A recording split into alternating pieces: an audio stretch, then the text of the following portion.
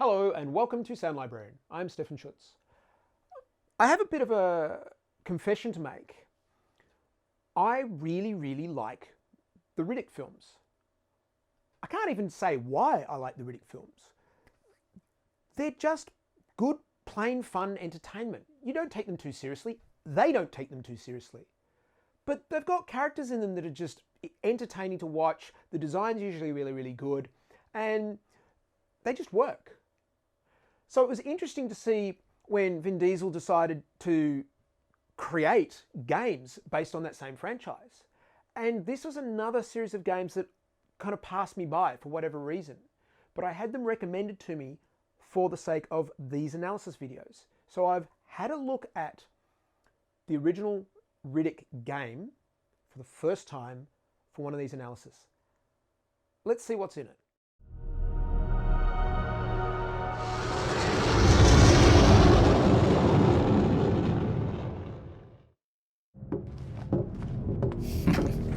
We're moving again. They just transmitted a safe route through the minefield. That minefield's offering better odds than you're gonna get taking me to Butcher Bay. You think Hoxie's memory is that short? He gets one look at you, Riddick, and all is forgiven.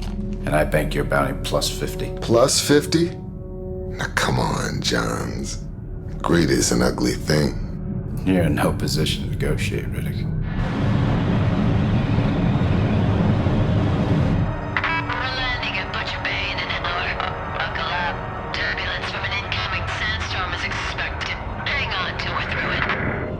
Oh yeah, I forgot you don't like this part. Statistically, landings are the most dangerous. You got nothing left to live for, Riddick. I do. Now shut up, would you? You're already counting it, aren't you? I said shut up. Your funeral.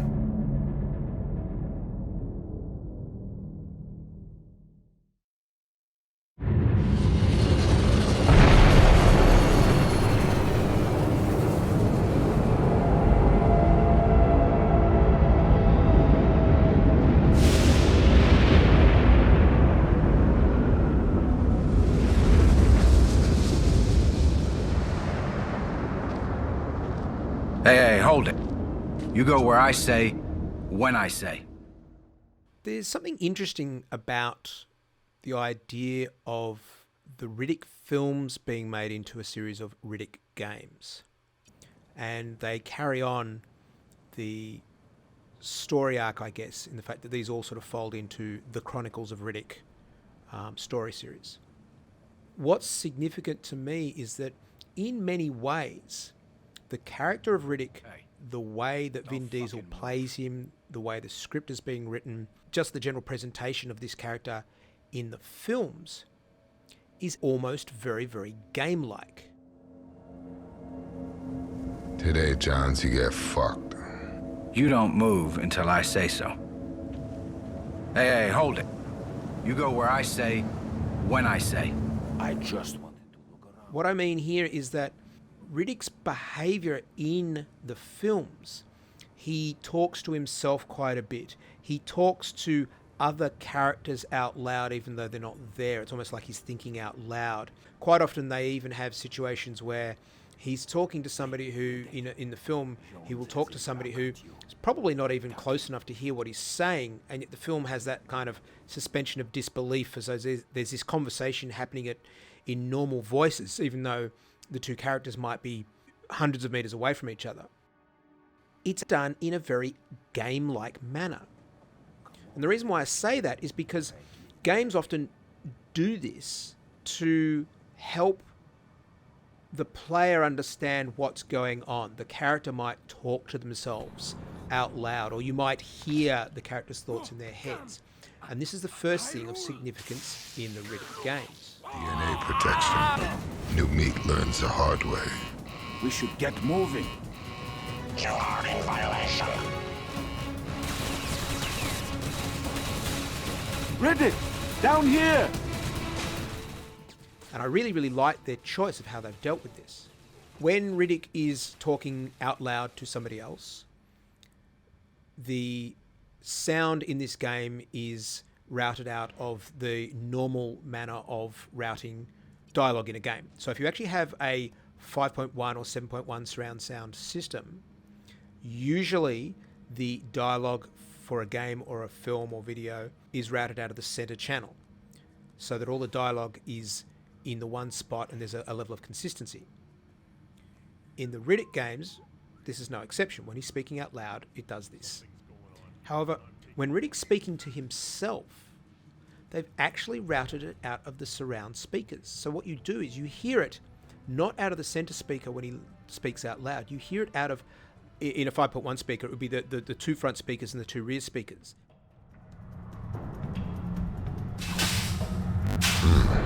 A med station takes away the hurt, leaves the pain.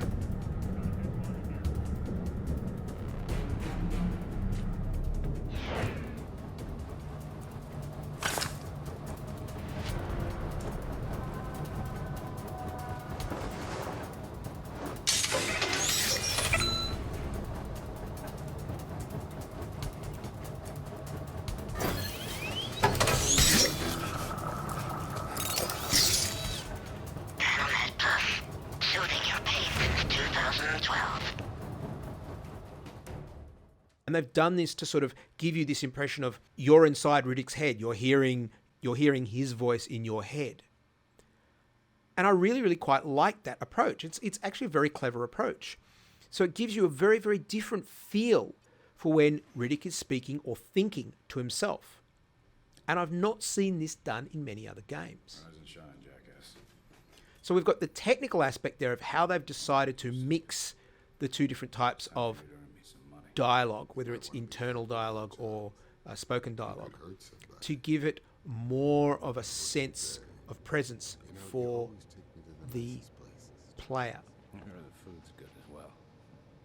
Can't say I'm gonna miss The other thing, though, is that Riddick's voice also has so many of the qualities that I've talked about before in some of the other analysis videos. Vin Diesel has a real quality to his voice that really, really suits the sorts of dialogue that he presents to you. And it's not just I'm a big tough guy type stuff. It's just that whole presence of when he stops and says a line, it has so much weight to it because of the tonal qualities of his voice. And I really think this is the thing. I mean, obviously Vin Diesel visually looks appropriate for the Riddick character, but his voice is what really tips the balance to making this, quite an effective character. John said you were ugly up close. For the first time, I gotta agree with him. Nice try. I do what I can. Already trying to get under my skin, Riddick. Be easier if I had something sharp. Bounty plus 50 on Riddick. Right, Hoxie? I think Riddick about covers what you owe me, Johns. There's plenty other slams I can take Riddick to if you can't afford them. All right. Perhaps we can come to a number, but don't push it, Johns. Extra, no. Riddick stays at Butcher Bay. Period. Full stop. Let's get him processed. Yes, sir. Johns, better luck next time. Now, on the subject of voice actors, this is one of the other things that's significant in this game. And I suspect Vin Diesel had a lot to do with this because the company that produced this game was Vin Diesel's own game production company. But if you have a look at the list of credits in the opening of the game, the voice actors in this game he's gotten access to is quite incredible. In some ways, it feels like he's just phoned up all his buddies in Hollywood and said, hey, come on over and do some voice acting for my game, which is quite possibly what he did do. But the result is that one of the things about this game is that whether you think the script and the story for this game are particularly brilliant or not, the delivery of a lot of the lines is really, really high quality because he's got some really, really excellent voice actors playing the parts. The other thing I think that they've done very well here is that this game, and in fact this opening scene, I really, really liked when I found out exactly what was going on. Very quickly in the game, you're into having to deal with things in a stealth manner. For the reasons they show you, you can't actually take control of the weapons, so you have to sort of creep around and beat people up. And this is actually the perfect environment in which to have the Riddick character. Because you're wandering around, you're hearing other people talking, you're having to keep an eye on things. And so Riddick is sitting there in your head telling you what he's thinking oh, I should go and do this now. Oh, be careful, there's somebody there guarding. I have to be careful of that. And this is perfect, because this is exactly what Riddick's character does in the films. So it doesn't feel quite as artificial as it does in some other games. In other games, you kind of get the character going, now I should go and do this. And it feels a little bit poorly presented. Whereas, as I've said, in this, it's just what Riddick does. The other thing that I will point out is that even though this is not directly a film franchise, in that it's not specific to one film, it's kind of attached to the overall film intellectual property, this game is really very, very good. Now, the reason why I point that out is because I've spent many years working on film-related game projects, and in general, sadly, the reputation for games that are associated with or attached to films is generally pretty low.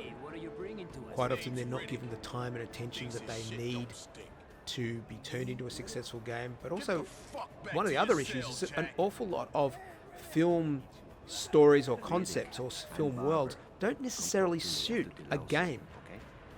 So this is a really good example of a film series being turned into a game.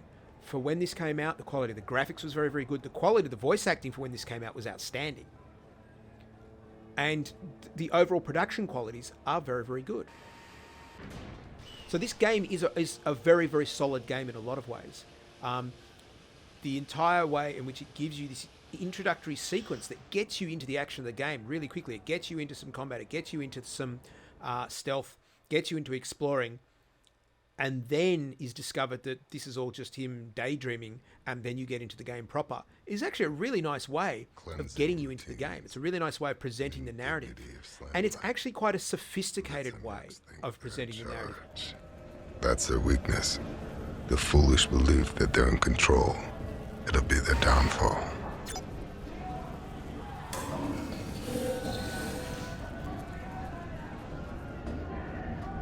Hey, come talk to me for a second, will you? You're Riddick, right?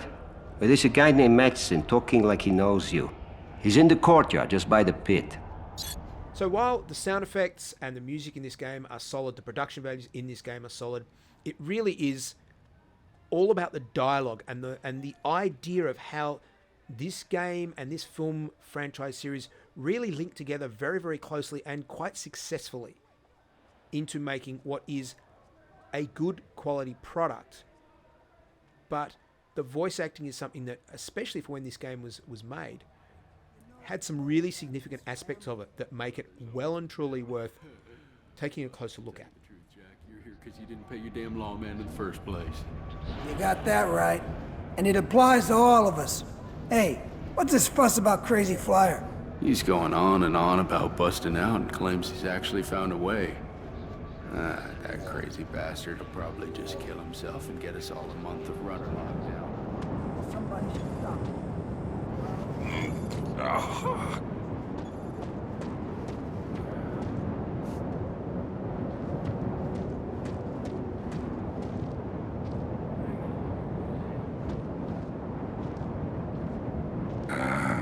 New fish in the tank. How do you like it here, Riddick? I don't. Name's Red. Tell me, Riddick, how did it feel when you killed your first one? That's between me and him. In Butcher Bay, some men kill for nothing but pleasure. You know, there are worse reasons. Some, like Rust, I'd be happy to see gone.